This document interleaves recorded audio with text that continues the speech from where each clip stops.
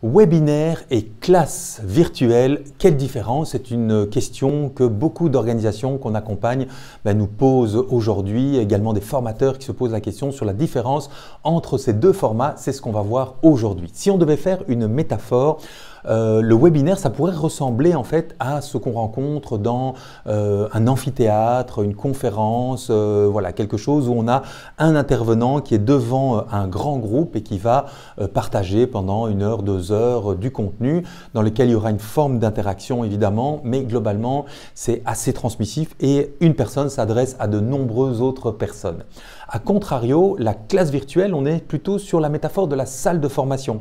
Donc là, on a des petits groupes qui sont dispersés dans l'espace. On a, je sais pas moi, 6, 8, 10, 12 personnes qui vont produire du contenu, qui vont échanger entre pairs.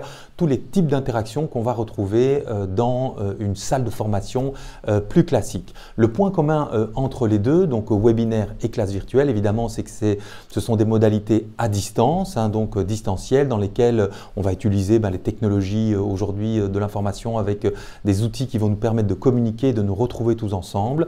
Et cette modalité tous ensemble au même moment, ça s'appelle de l'activité synchrone, une modalité synchrone, à la différence des modalités asynchrones où je peux consulter par exemple ma formation e-learning où je veux quand je veux. Donc on est à distance et on se retrouve tous ensemble au même moment. Ça c'est le point commun entre le webinaire et la classe virtuelle. On va maintenant voir ça un peu plus en profondeur sur le webinaire pour commencer. Donc le webinaire, ce sont comme on l'a dit des grands groupes. On peut rassembler 50, 100, 500, 2000 personnes en même temps dans un webinaire. A priori, il n'y a que la caméra de l'animateur et son micro qui sont ouverts. Il se peut qu'il y ait quelques invités, des intervenants ou qu'il y ait une co-animation. Mais en gros, ce sont uniquement les intervenants qui allument leur caméra et leur micro. Les participants, eux, sont en mode muet. Ils ont des outils pour évidemment s'exprimer. Il y a quand même de l'interaction.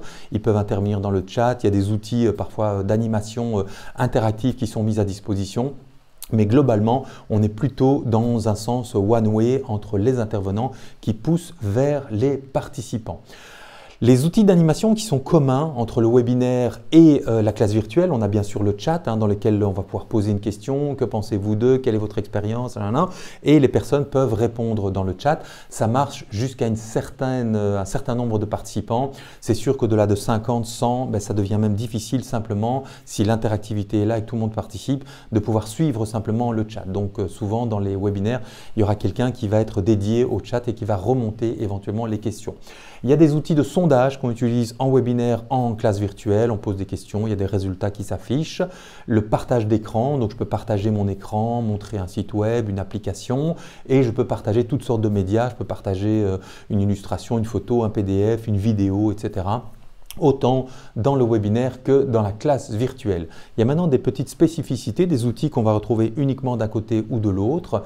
Et par exemple, pour le webinaire, on va retrouver des outils comme Bcast, comme MOOClap, qui sont en fait des outils d'interaction enrichis dans lesquels on va pouvoir avoir des nuages de mots, produire des idées, trier ces idées, voter pour certaines de ces idées, etc. Donc c'est très très utile quand on veut faire participer son auditoire pour des très grands groupes. C'est des outils formidables qui permettent de créer de l'interaction et de l'échange et de produire de l'intelligence collective. À l'époque où ces outils n'existaient pas, c'était beaucoup plus compliqué, voire impossible. Et donc aujourd'hui, dans les webinaires interactifs, on va retrouver ce type d'outils. Ce type d'outil va être moins utilisé dans les classes virtuelles, on va le voir juste après, parce qu'il y a d'autres outils qu'on va utiliser plutôt à la place. Dans les classes virtuelles, donc là, la modalité, c'est qu'on est plutôt en petit groupe, comme on l'a dit tout à l'heure, 6, 12, 15 personnes. Les caméras et les micros sont branchés chez chacun et donc on va pouvoir entendre chacun. Il y a une participation active, riche des participants, comme on peut avoir dans une salle de formation. L'idée là, c'est qu'avec la taille de ce groupe-là, tout le monde pourra produire, tout le monde pourra partager, tout le monde pourra s'exprimer. Des outils spécifiques des classes virtuelles, on a bien sûr la prise de parole, quand on est 6, 8, 10, 12, eh bien on peut faire des tours de table avec, attention ça va relativement vite, 2 minutes à 10 personnes, on est tout de suite à 20 minutes, donc quand même ça limite, donc voilà, au-delà de 15 ça devient un peu long pour les tours de table, mais la prise de parole c'est une spécificité de la classe virtuelle qu'on ne retrouve pas dans le webinaire.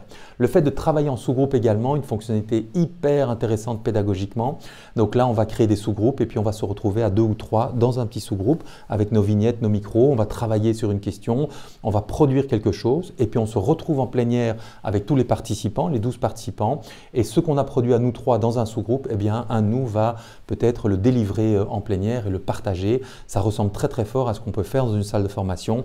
Les participants travaillent par table et puis ils rapportent le contenu de leur production en plénière. Et puis le tableau blanc, super outil aussi d'interactivité, on peut déplacer des post-it, on peut produire des contenus.